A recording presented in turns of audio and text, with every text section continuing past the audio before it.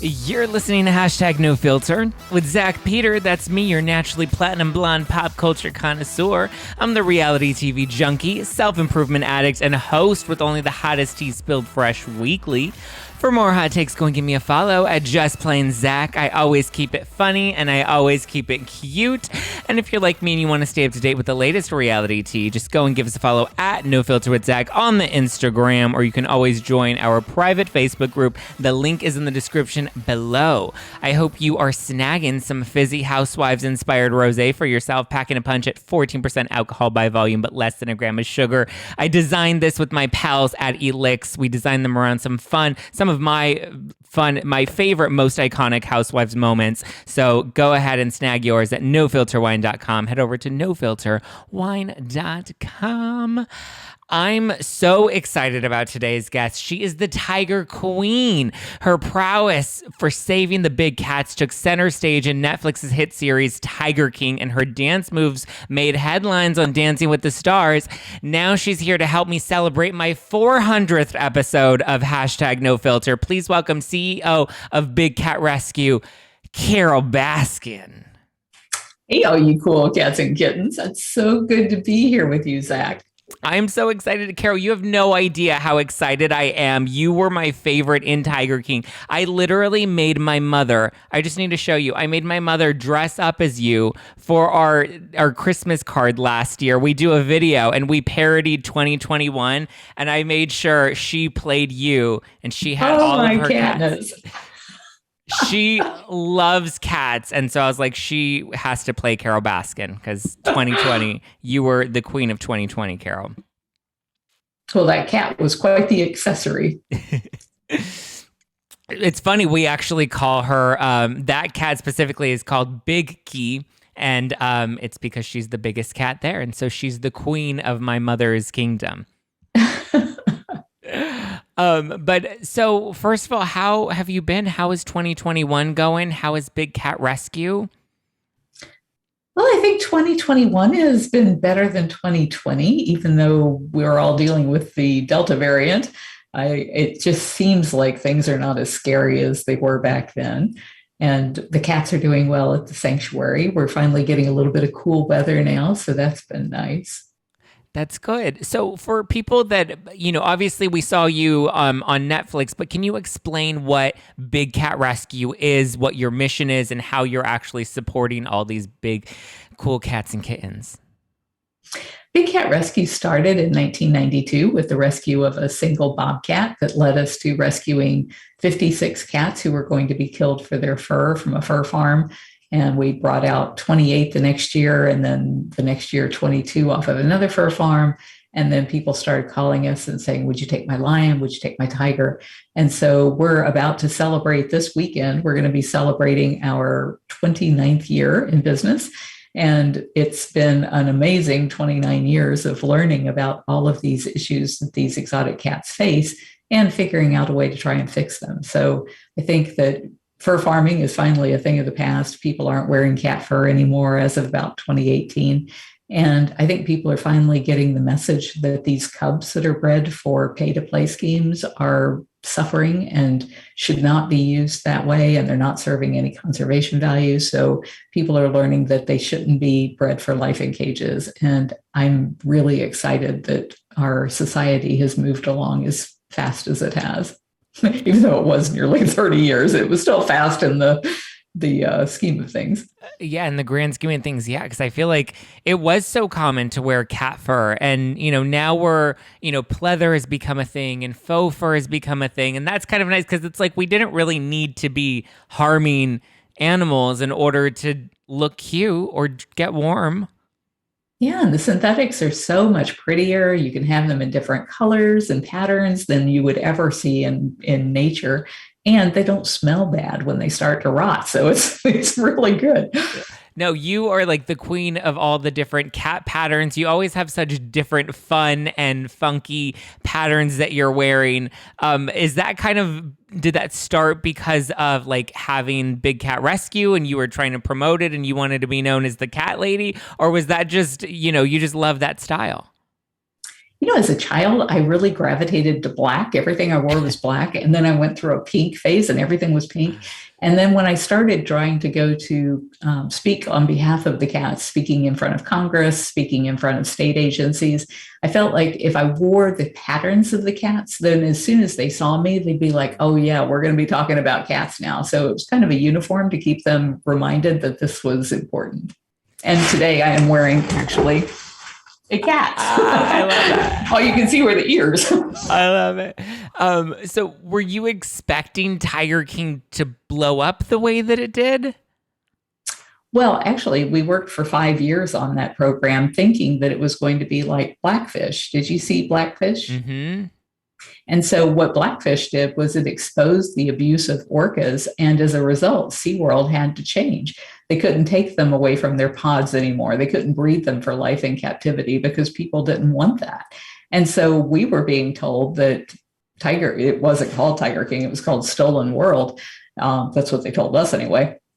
We were told that it was going to be the big cat version of Blackfish and that people would see all of this abuse and they wouldn't do it anymore. And that's not at all what came out. In fact, when the teasers came out on Netflix, we actually called the filmmakers and we were like, who's working on that film? Because we haven't heard anything about that thing that has something to do with Joe Exotic and me having a feud with him. I've never even talked to the man. And all of a sudden they didn't want to talk to us. And so we sat there and binge watched it like everybody else did. And we were just, my husband and I looked at each other and said, what a missed opportunity, because they just made it about a bunch of crazy characters instead of about the real issues. So did you know that all these other players were going to be part of the documentary that they were producing, or was it just focused on you when they originally came to you? No, what they told us they were going to do is expose all of these horrible places that were breeding the cubs and exploiting them for these pay-to-play props. And so we expected that they would be going to all of those facilities and gathering footage of how abusive that was. And they gathered a little bit of that, but for the most part, they seem to have focused on the personalities of the people and not on the big cats. I think the big cats were really the biggest losers in the entire production because it took the focus off of them. Do you think that that was the intention and they really did want to create this expose documentary and then they just found all of these interesting characters and just felt like this would have been a more compelling story to tell? Or do you think that that was always their agenda coming into it? I don't know what their agenda was, but I know that they showed me the sizzle reel and they showed me the trailers that they did. And all of those were along the lines of what we had talked about. They showed animals being abused. They showed experts talking about why that was bad. And then they were trying to sell it to CNN, and then CNN turned them down. And so they ended up selling it to Netflix. And I think when they couldn't sell that program, that's when they decided to turn it into the freak show that it was, because people would pay to see something that entertained them. They didn't want to be educated. And so my guess is that's when they made the changes in the way that they were editing the footage that they had. But, if you talk to my husband, he says if they were really animal lovers to begin with, why would they try to make it look like zoos and sanctuaries were the same when they're nothing like each other? We're philosophically miles apart. Zoos are in the business of breeding wild animals so that people can come pay to see them in cages. Sanctuaries are in the business of ending the abuse so that big cats aren't in cages. The only thing we have in common is that there's cats in cages at both places, but one place is breeding and buying and selling, the zoos are, and sanctuaries are rescuing them from horrible situations, and in our case, trying to change the laws so that people can't buy, breed, and sell them. So it did a horrible disservice to all of the work that good people are doing to try and end the abuse. So being that zoos are so common, like we go to them on field trips as kids, parents take their kids to visit zoos all the time. So are you for, kind of abolishing the traditional zoo approach and maybe having more animal sanctuaries throughout the country? Not having more sanctuaries. There isn't, if we stop breeding them in captivity, they will die out in very short order. They live at Big Cat Rescue into their late teens and early 20s, but it's because of the level of care we give them. Most zoos, they only live to be 10 or 12, and private owners even less than that. So I think the only way that we are going to save these big cats from extinction is to save them in the wild, in the ecosystems where they live. None of these cats that are being bred in captivity can ever be set free, so they don't serve any conservation value. My actual vision for the world is to have internet streaming 360-degree cameras in the wild where these big cats live. And you pay for a subscription feed to those cameras. So, like, if you want to pay for the camera that's down at the edge of the riverbank where the tiger is known to always go and get a drink in the morning, then you're paying a little bit every month to have that subscription feed. But I see us using smart contracts on the blockchain to be able to direct 80 or 90% of the money to those people who actually live there near the tigers, so that they all become game wardens who are working to protect those cats where they live, and making sure that poachers aren't killing them, and making sure that there's plenty of natural forests for them, and that the waters are clean. And by doing that, then everybody gets to live a better lifestyle. The animals get to live in the wild where they really belong, and we get to see them doing the things that are natural. The things you see animals doing in zoos it's just their stereotypic boredom, and they're cage crazy. That's not teaching children anything about those animals, other than that it's okay to take away the rights of others if it amuses you. That's a horrible message to teach your kids. But I think zoos have a purpose in that not everybody can afford a $500 headset to see that.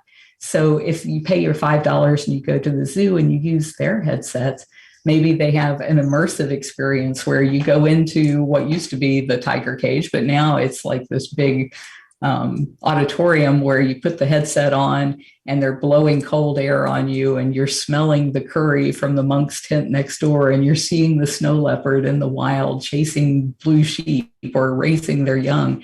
That immersive experience is something you can't really get at home. So there's still a reason to go to the zoo and to pay the zoos and to keep all those people employed. But animals don't need to suffer for us to be educated. Or entertained, really.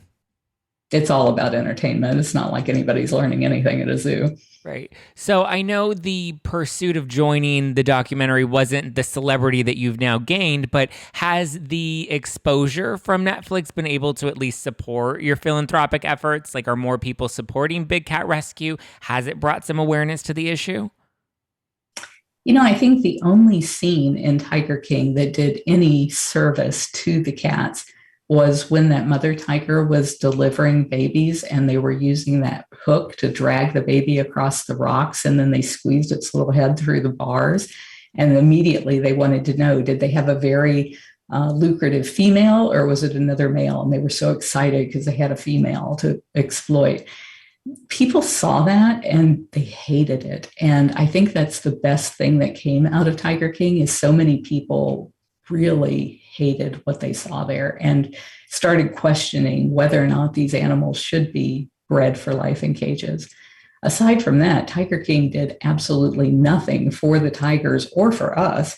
And if you think about that, I mean, your mother apparently is a lot smarter than most people, because most people came away from Tiger King thinking that I killed my husband. And who's going to support a sanctuary where you think that the founder is a murderer? So that was not helpful at all. And the same thing goes for the federal bill that we're working on. We're trying to ban cub petting and phase out private ownership. Well, who wants to be associated with somebody who's been portrayed around the globe as being a murderer, when it's, you know, it's a bunch of animal abusers making such a ridiculous accusation? But most people didn't see through that, like your mother obviously did. So, but you also ended up going on Dancing with the Stars. That must have been a great opportunity for you to promote. I mean, obviously they didn't bill you as, you know, a husband killer. You know, you were Carole Baskin, star of Tiger King. What was that, or what was it like when you first got that call to join the show? Were you excited? Were you like, why are they picking me? I thought they were punking me. Because I've never danced a day in my life. It was considered a sin in my family to dance. I didn't even dance at my own wedding when I was old enough to get married. I never did. And when they contacted me, it was right after, I don't know if you were aware of the guys from the UK who had contacted me and said that they were from the Jimmy Fallon yes. And they pranked you. Yeah. So the woman who called me from Dancing with the Stars said her name was Deanna Katz. And I thought, what are the chances that her name is really Katz? I mean, this has got to be just another prank because they wouldn't contact me about dancing. Everybody knows I can't dance. Yeah. But she convinced me that she was really the producer. And they said that what they would do is allow me to use their platform to talk about the real issues. So in addition to the show, talking about it in the little packages that they did, they would set up all of these amazing media tours for me where they'd have like 10 different reporters come in and we'd just bang, bang, bang, bang, knock them all out. And then the next, group of people from TV media or radio media. And every time that I wasn't rehearsing for the next show, I was in those media, I forget what they call them, but it's not media roundups, but anyway, it was where I was able to talk about the issues and talk about the federal bill. So they really pulled out all the stops to help me there. That's good. Did you expect to go all the way? I mean, you only made it, you were the second couple eliminated, but I feel like I was there dialing and every week voting for you. But did you expect to go all the end, or were you more like, you know what, this is a great awareness opportunity. It'll be fun. Let me just see where it goes. I'm pretty competitive. And so my mother always said you can do anything you set your mind to.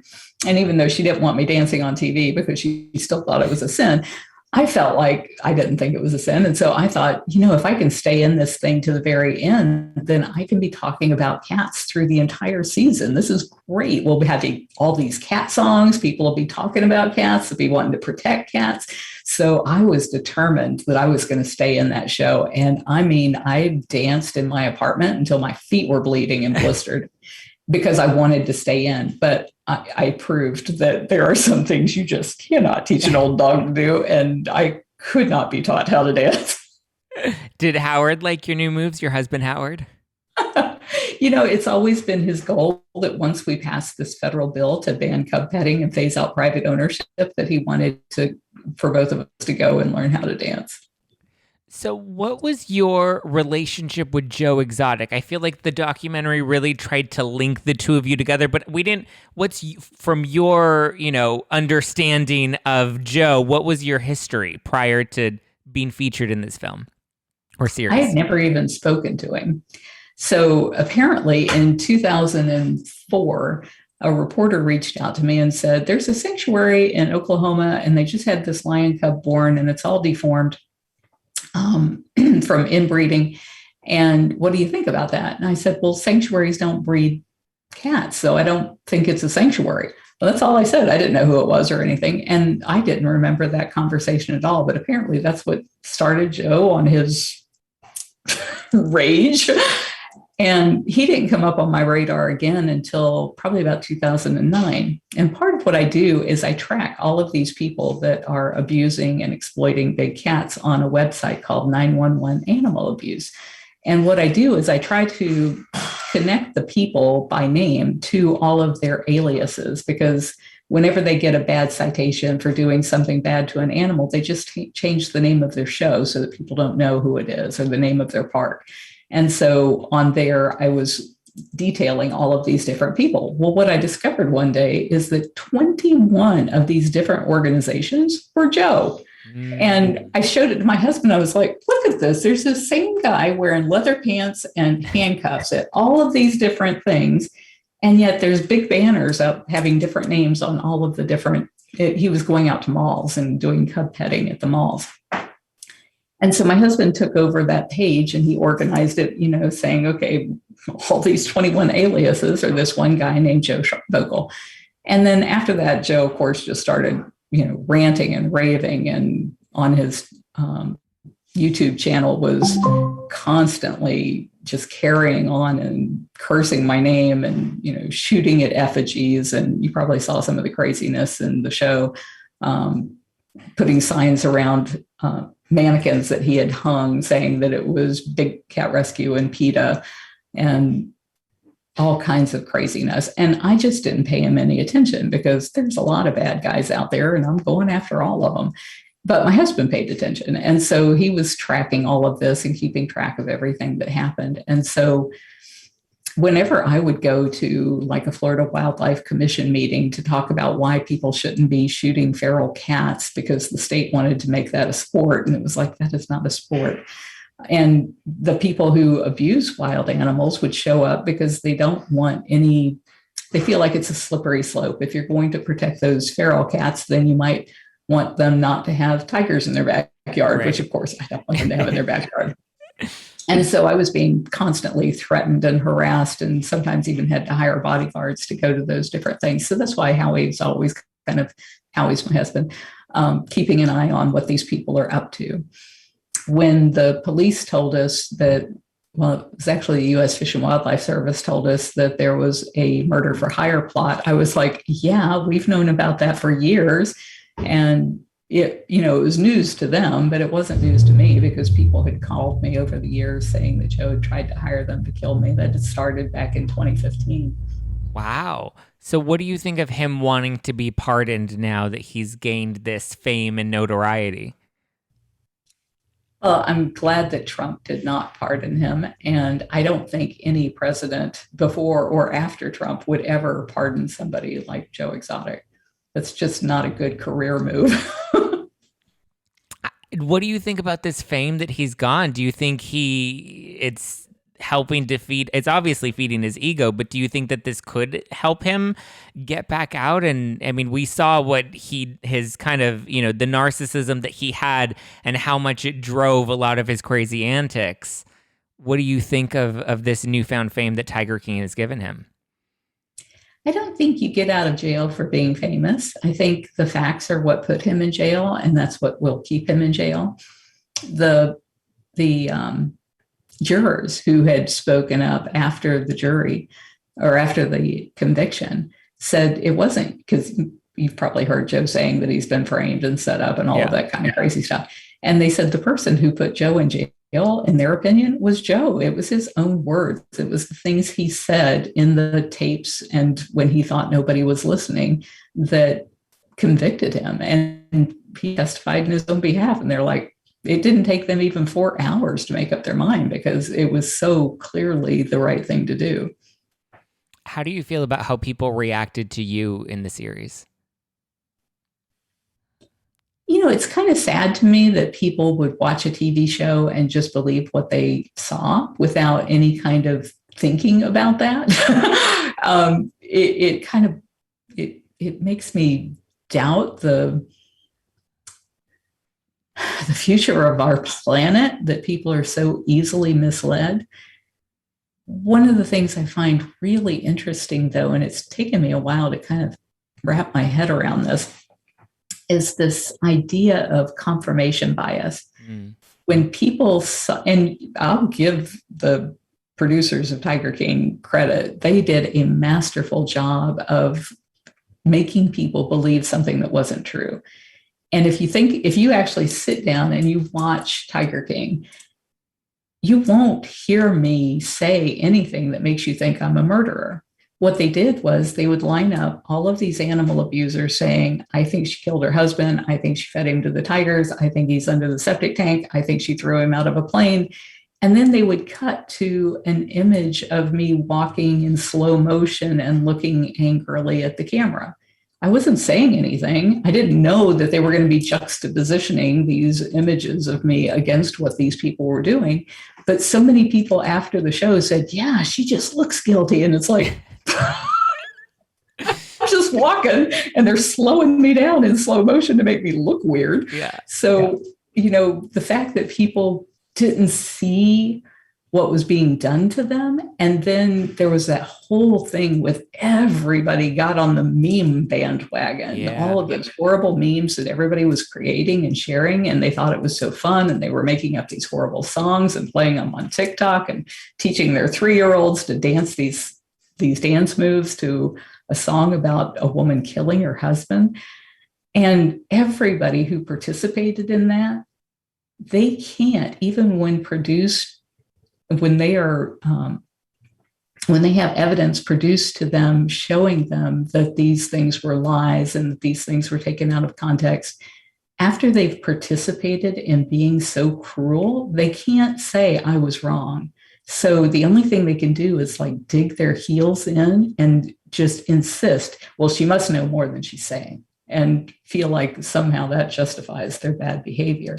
So it's that confirmation bias that really has affected me more than anything else, because I look at that across everything, against politics and racial lines and all of the different things that we disagree about out there. I think people can't come together because of the fact that they've taken a position and been so wrong that they can't admit that they were wrong. So you definitely did not kill your husband, Carole.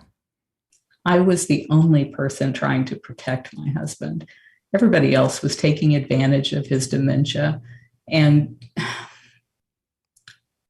nobody had ever given any credence to that handful of animal abusers saying that, until Tiger King managed to create that narrative in such a way that people believed it.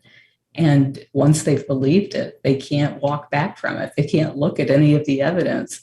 You know, some of the biggest evidence is so easy to prove is people say, well, she married a millionaire. No, I didn't. He could barely read or write. I made us millionaires. Well, if I'm the person who made us millionaires, then I've got no reason to kill him. Yep. And I had no reason to kill him. I didn't kill him. So if you just look at the public records, you can see that that wasn't true. And yet people will not look at it. They will not go on their computer to the Hillsborough County Property Appraiser's office and look at the detail, because it proves they were wrong, and they can't be proved wrong. But it's also interesting, though, that it took one episode of one series on Netflix to convince people that you really did that. You had this whole plot and you put him in the meat grinder. Like, it's so specific, and it really just took 1 hour of television to convince people. And the memes were there was a lot of conviction behind believing that there are only two things that I know, this and that Carole Baskin killed her husband. What did that trigger inside of you? Because I would just imagine that would bring out a lot of pain for me from the experience that I had to live through, and now having to relive it and be on this public scale of now being labeled as a murderer. Like, what was the emotional and mental process for you as this was all playing out?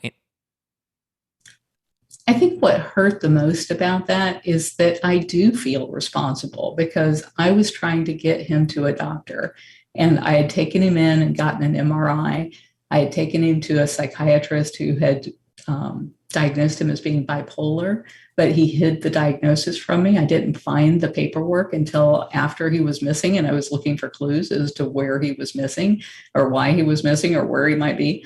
And that was when I found it in his stuff. And I was trying to get him to an Alzheimer's specialist, because I thought that was what was going on, based on some other people telling me that he had all of the symptoms of Alzheimer's. And yet that morning, when he walked out the door, I remember thinking, I really need to make sure somebody is keeping an eye on him, because he would just get lost. He'd go out and get into dumpsters and then not be able to get back out.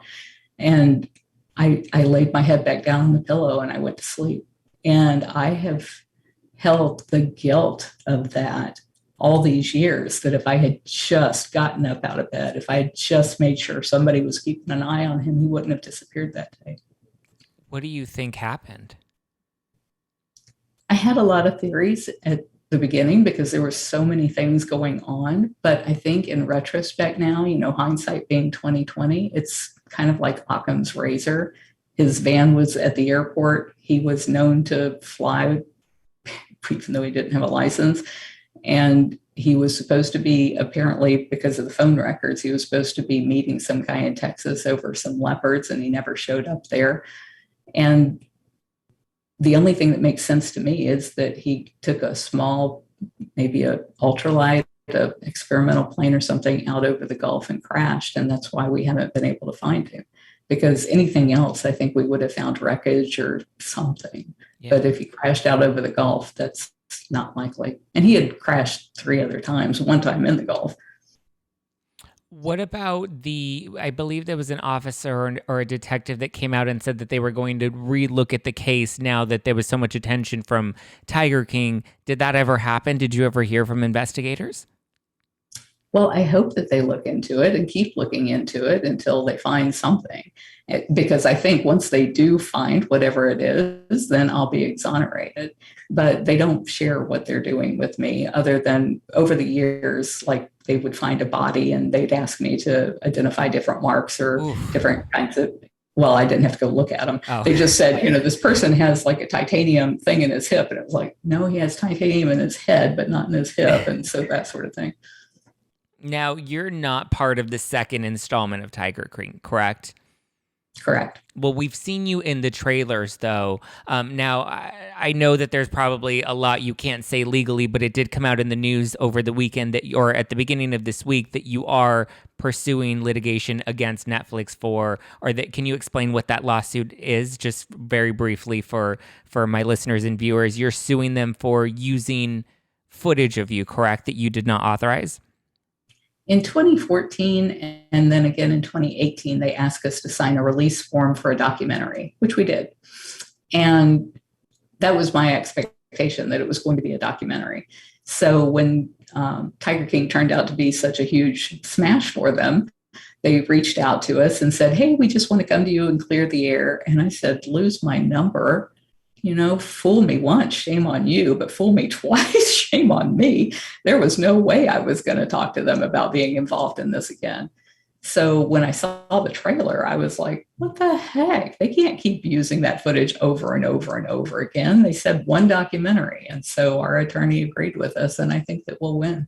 So did they approach you to participate in it, or what did they approach you with? When they approached me, the only thing she said was that she wanted to clear the air. And I gave you the total of what I said, which was no, lose my number. But I knew that they were going out to other people who had been in Tiger King, trying to get them to sign contracts saying that they would be in the new show. And what I had been hearing from those people is that they were trying to had changed their release forms to try and make it so that nobody else could talk to those people. They didn't want, from what I'm being told, I didn't see this, but the people were saying that they felt like they were being asked to never tell their story to anybody but the producers of Tiger King. And I thought, that just sounds sketchy to me, because if you're really doing a documentary, then you want the truth to get out. You don't want to hide what people know. And so it indicated to me that they weren't going to do any better of a job investigating than they did the first time. Because I gave them all of the stuff that they needed to have to know that the allegations against me were just pure crap, and yet they chose to paint the story the way they did. Are you not able to sue them for defamation of character? I mean, obviously the contracts kind of make it to protect the network, but was there no grounds to, because if the narrative wasn't accurate, wouldn't you be able to take some sort of legal action against them from the first series? I still have time to do that and might. Oh. And they're not paying you for using your image or likeness in this next installment? They didn't pay in the first one either. We never charged people to come out and do these kinds of programs. And during the same time that we were working with them, we were working with Mike Weber for 5 years on his program, The Conservation Game. We didn't get paid to do that. We were also working with Michael Samstag on Hidden Tiger, which that one took about 5 years as well. We didn't get paid to do that. And so those are actually really good films that are out there that talk about Michael Weber's thing talks about how this whole problem with big cats in backyards started in America is because people would watch people like Jack Hanna and Dave Salmoni and Boone Smith and all of these guys that were going on the talk shows with cubs. And they're saying these animals don't make good pets, but they're walking them on leashes and they're playing and they're laughing and they're getting a lot of attention. And people are like, well, I want to pet a cub, or I want to be that guy with a tiger on a leash. And that's what caused all of this breeding and discarding of cubs, because once they're about 12 weeks old, they can take your finger off. And so that's when they become a huge liability and they can't get rid of them fast enough. Wow. What would you say, or what's something you wish people understood about your mission that you think often gets lost when it comes to big cats? Like what would you like listeners like myself that maybe aren't fully exposed, that maybe just saw, a crazy reality show like Tiger King and doesn't fully understand the scope of how endangered these creatures are or what we can do to actually help them? I think the biggest misconception is that breeding endangered species is saving them from extinction. I can't tell you how many people think that that's true, and it's just a lie. None of the cats that are bred in captivity are legal to set free. You can't do it. It's not legal, and it wouldn't work. I mean, it takes their mothers, in the case of tigers, 3 to 5 years to teach their cubs what they need to know in the wild. And the main thing they teach them to do is stay away from people. So if you're breeding them in captivity and they're constantly surrounded by people, and then you were to turn them loose, they would go up to people and they'd get killed because they'd be eating your cows or your chickens or your 10-year-olds. And that's just never going to work out well for big cats. So the only way to save these animals from extinction is to protect them in the wild. And that's why I think the idea of having these remote cameras that actually fund their protection is the only way that we're going to do that. And how can people like me support? Is it by donating? Is it by visiting sanctuaries? The biggest thing you can do if you are living in the US is go to bigcatact.com. And we make it very easy for you to send an email or a tweet. We pre-populate it for you. You can change the text if you want, but we make it easy to know what to say, and to make a call to your member of Congress. So all 3 of those you can do, or you can choose just one, but the calls are the most effective. It's like sending 200 emails to make the call. And if you're afraid to make the call during the day, call at night, call on the weekend. And it actually, our system will actually, once you put your address in there, it knows who your members are so that it will pre-populate and send to the right members of Congress to support the Big Cat Public Safety Act. And that bill does just 2 simple things. It bans cub petting, which is what drives 90 to 98% of all of that abuse, and it phases out private ownership. People who have them can keep them. They just can't buy or breed more, because nobody needs to be buying or breeding big cats for life in cages. Because then it's just profiting at that point, right? You just have your own little manufacturer at home and you're busting out cats just to make money. And then either killing them or giving them away when they don't make money, because just one tiger costs us $10,000 a year just in food and vet care, not any of the overhead of the sanctuary. Wow. What do you feel like when you see like celebrities like Justin Bieber who buy these exotic animals and then they keep them in their backyard? I mean, is that something that you think is a good thing because they have a home where somebody can take care of them? Or do you think that that's further exploitation? They never keep them. They always get rid of them as soon as they can't use them as ego props. What would you say to close out this interview? What would you say is the biggest misconception about you, Carole Baskin, that you would like to set the record straight on? I think the biggest misconception is that I am some sort of home-wrecking, money-grubbing killer. And that's just not who I am. And if anybody does 5 minutes worth of research at bigcatrescue.org/Netflix, they'll actually see all of the receipts that I bring to the transaction to show you that this is not true. Yes, we love receipts on this show, Carole. We love receipts. Thank you so much for chatting with me today. Obviously, everyone can go to bigcatrescue. Is it .com? .org. bigcatrescue.org. And what are your social handles for people to go and support you online? We are Big Cat Rescue everywhere that you are. I love it.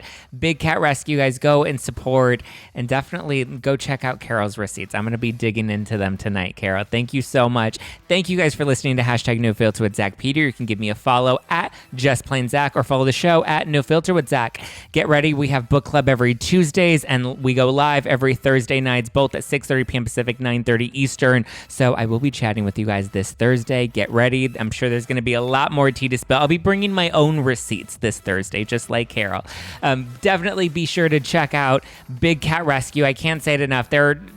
if I'm going to have a platform like this, then we need to be able to use platforms to spread awareness to good causes. And I think Big Cat Rescue is one of them. And I'm so grateful for Carole's time, for chatting with me, spilling the tea, and bringing more awareness to help support big cats. I love kitties. I'm more of a cat person than a dog person anyway. All right, guys, I'm going to go and check out those receipts, and I will talk to you next week. Love ya. Mean it. Bye.